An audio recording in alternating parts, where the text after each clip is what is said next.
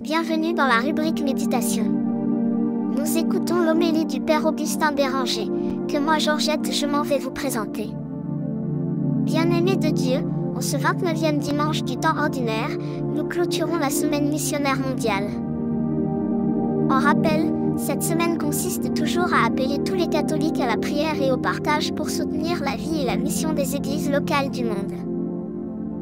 Le message du pape pour cette semaine est centré sur le thème « Des cœurs brûlants, des pieds en marche », inspiré du récit des disciples d'Emmaüs dans l'évangile de Luc. Le pape souligne 3 aspects importants pour les missionnaires: des cœurs brûlants pour la parole de Dieu, des yeux ouverts pour reconnaître le Christ, et des pieds en marche pour partager la joie de la rencontre avec le Seigneur. En lien avec les textes de ce dimanche, nous allons méditer sur le thème « Tout missionnaire de Dieu ». En effet, chacun de nous est un missionnaire depuis notre venue en ce monde. Chacun exerce une charge que le Seigneur lui a confiée dans sa vie quotidienne. Que nous soyons parents, enseignants, dirigeants d'une association ou leaders dans d'autres domaines, nous sommes tous missionnaires. Car le mot mission implique d'être envoyé dans un milieu spécifique avec un rôle précis. Un exemple concret nous est donné dans la première lecture. Elle nous présente Cyrus, un roi païen choisi par Dieu pour libérer le peuple d'Israël de l'oppression babylonienne.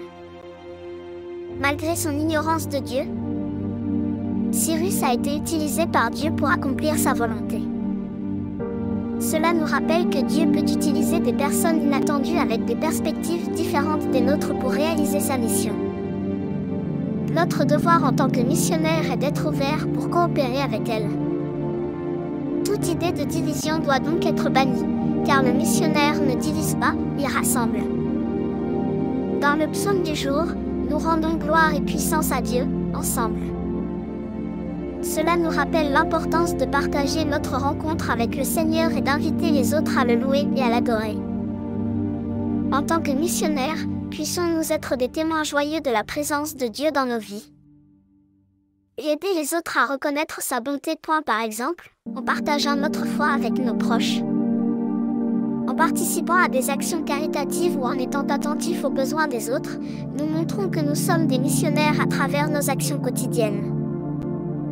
Dans le même esprit, saint Paul, dans la 2e lecture, exprime sa reconnaissance pour la foi, la charité et l'espérance de la communauté de Thessalonique.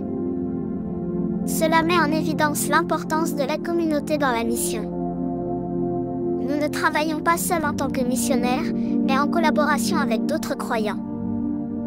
Par exemple, en participant à des groupes de prière, en s'impliquant dans des projets pastoraux ou en échangeant des expériences de foi avec d'autres personnes, nous renforçons notre mission et nous nous soutenons mutuellement dans notre engagement envers Dieu.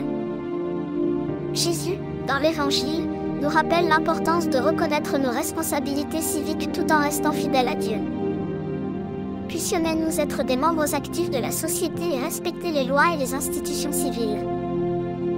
Ainsi, en respectant les règles de circulation, en payant nos impôts ou en participant à des élections, nous montrons notre engagement envers la société, tout en vivant notre foi chrétienne. Comme exercice de la semaine, chacun peut s'efforcer de poser un geste d'accueil à l'égard d'une personne qu'il n'estime pas assez.